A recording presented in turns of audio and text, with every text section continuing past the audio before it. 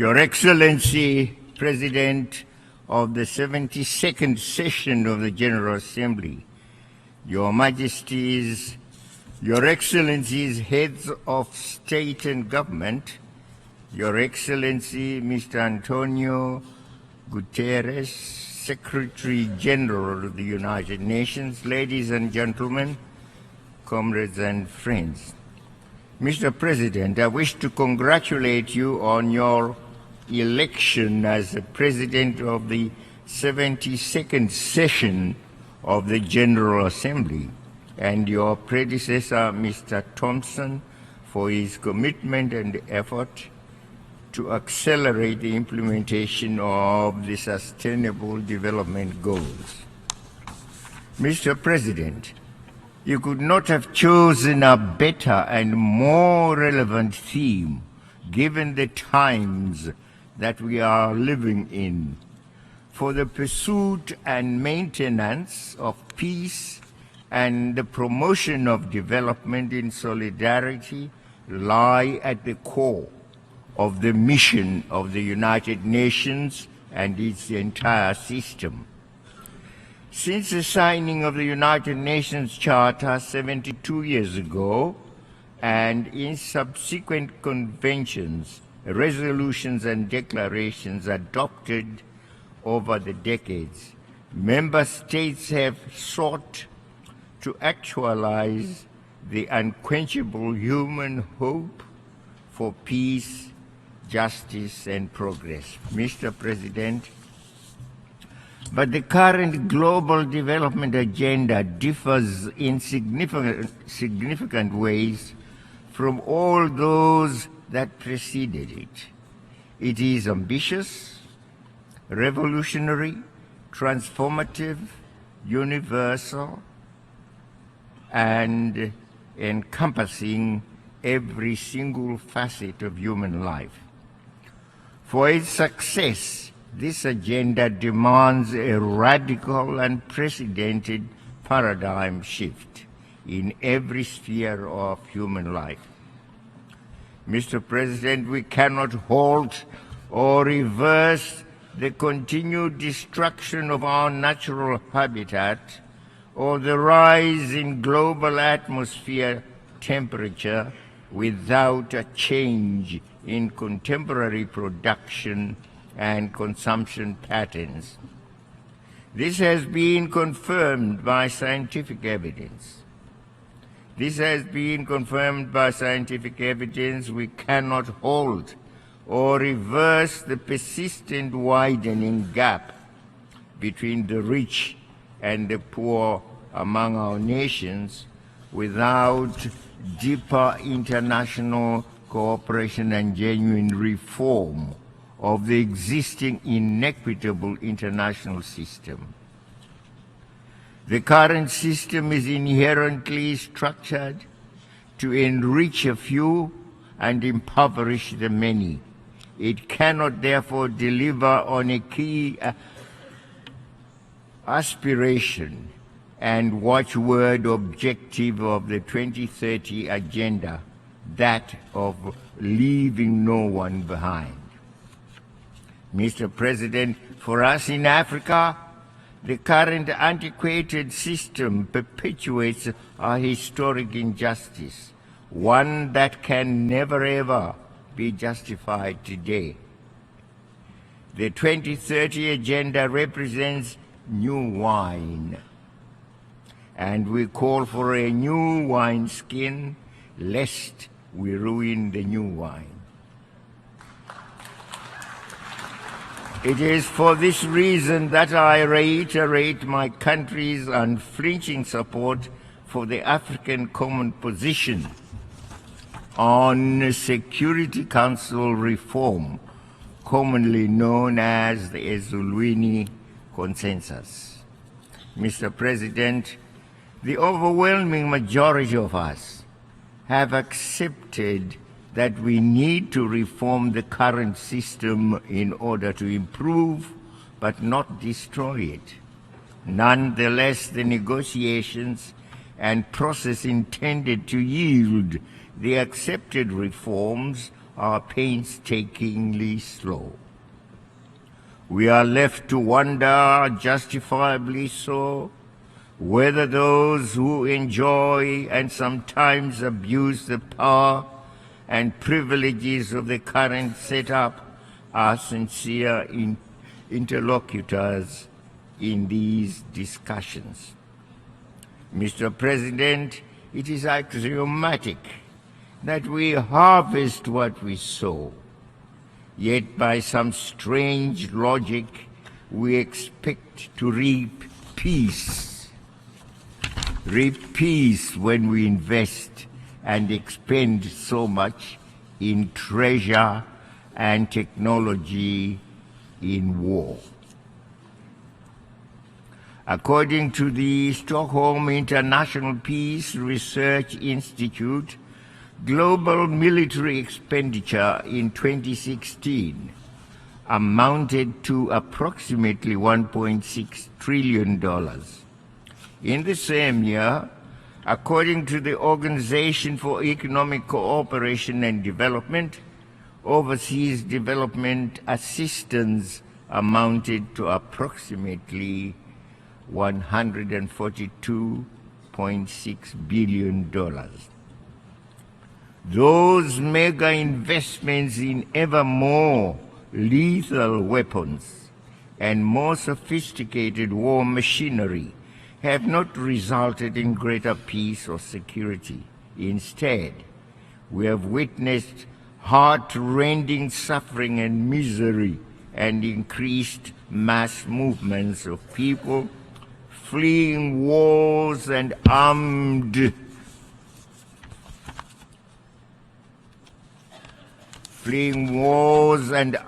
conflicts. This trend, Mr. President, should be halted for the benefit of humanity. We believe a different and better world is possible.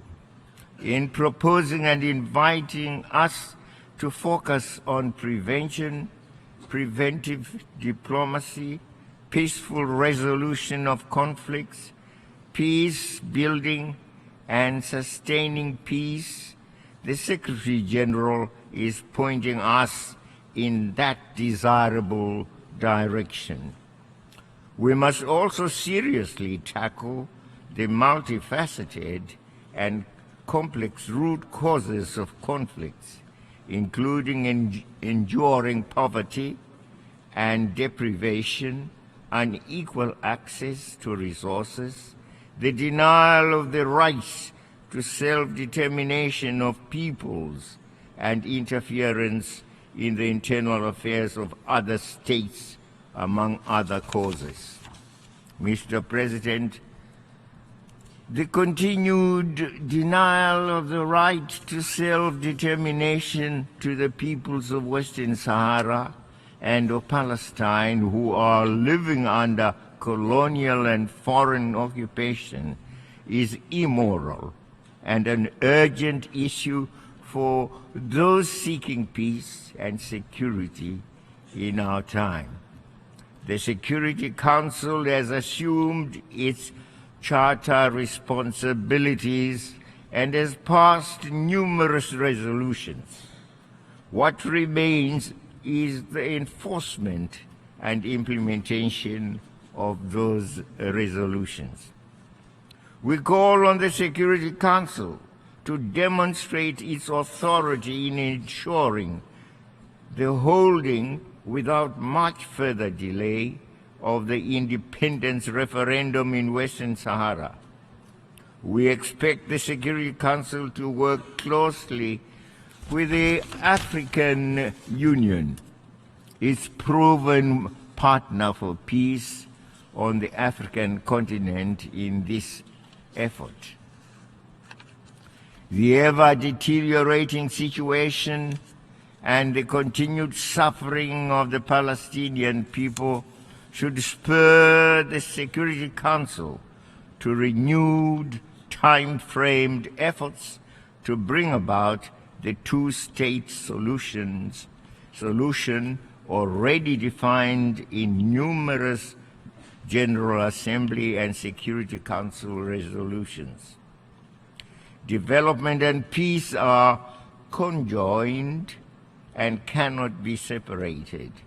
My country has embraced the 2030 Agenda as an integrated and comprehensive approach to address the myriad and complex national and global challenges in solidarity and in cooperation with other stakeholders. Zimbabwe was honored to be among some 40-plus countries that participated in the voluntary national review at the 2017 High-Level Political Forum in July. We were and still are pleased to share with other countries our experiences and to learn from others their experiences in implementing the Sustainable Development Goals. We recognize the need for beneficial partnerships, both within and outside our national borders. One of our key partners is the United Nations system, with which I'm happy to note we work very closely.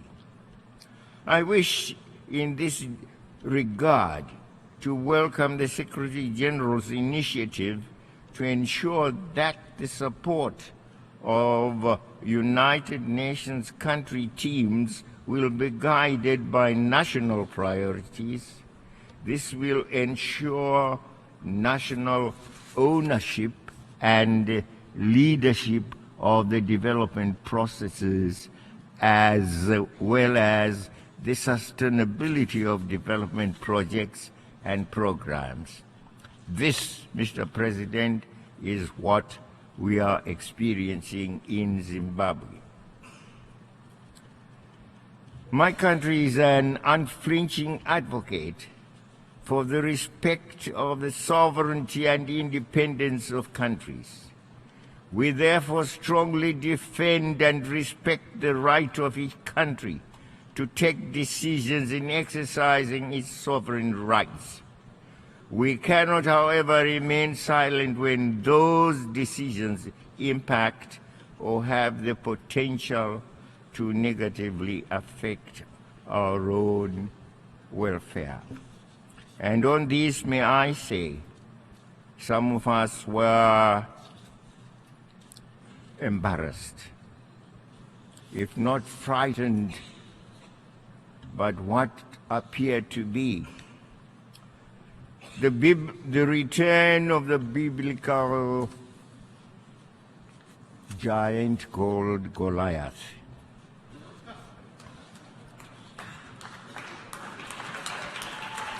Are we having a return of Goliath to our midst, who threatens the extinction of other countries?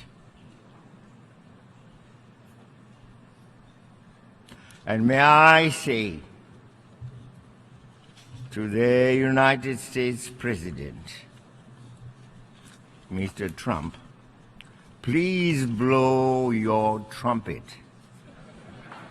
Blow your trumpet in a musical way towards the values of unity, peace, cooperation, togetherness, dialogue, which we have always stood for and which are well written in our very sacred document, the Charter of the United Nations. Upon those values,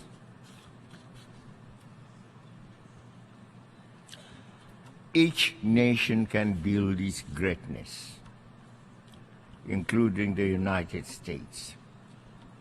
And it's the greatness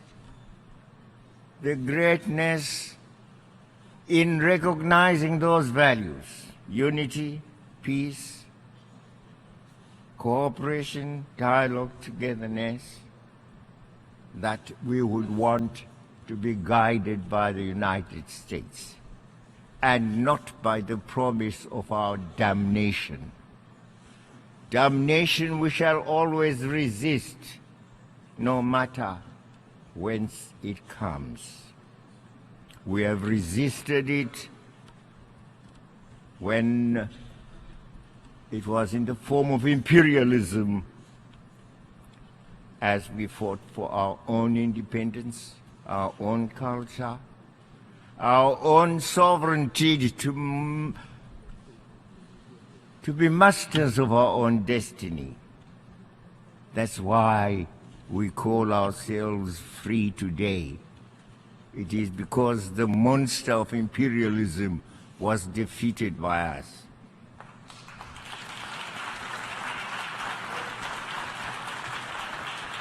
Bring us another monster, by whatever name, he will suffer the same consequences.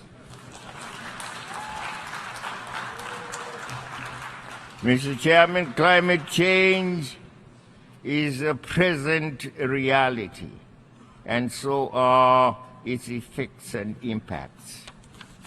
Climate change is global. We cannot remain silent when a major economic power in the world, or any other state for that matter, decides to abandon the Paris Climate Change Agreement.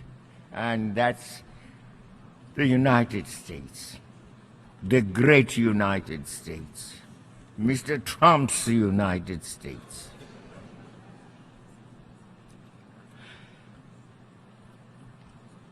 Let us work together. Climate change is a reality.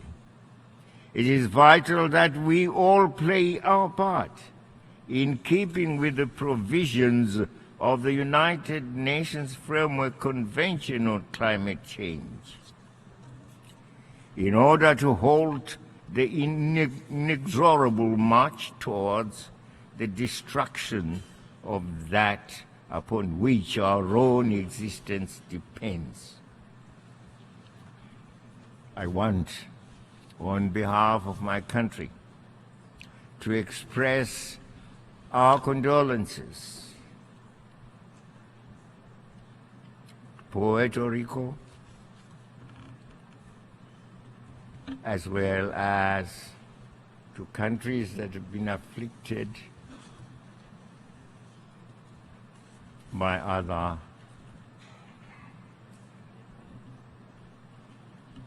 other afflictions that have visited them. And there are many in this part of the world. We say so, we are very sorry. And we appeal for the rest of us who have not suffered similar afflictions to go to the assistance of these who have suffered in that very horrific manner. Look at the television today and tell me whether you can say where Puerto Rico is geographically. Completely wiped out by a hurricane. We are very sorry.